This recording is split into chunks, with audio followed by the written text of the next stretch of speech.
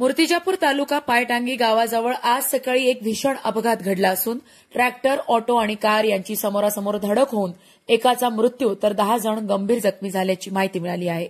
मिळालेल्या प्राथमिक माहितीनुसार ट्रॅक्टर हा अत्यंत वेगात जात असताना समोरून येणाऱ्या ऑटोला जोरदार धडक दिली। दरम्यान मागून येणारी मारुती कारही ट्रॅक्टरला जाऊन धडकली। या अपघातात ऑटो चालकाचा जागीच मृत्यू झाला असून त्याची ओळख अद्यापही पटलेली नाही।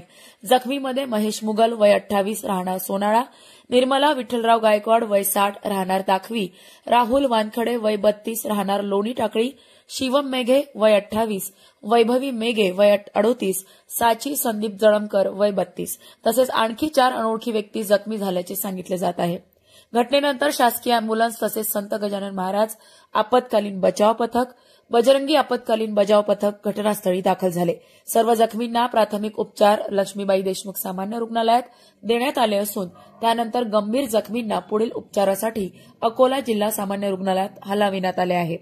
या अपघातामुळे परिसरात मोठी गर्दी झाली असून पोलिसांनी घटनास्थळी पोहोचून वाहतूक सुरळीत करण्यासह पुढील तपास सुरू केला आहे।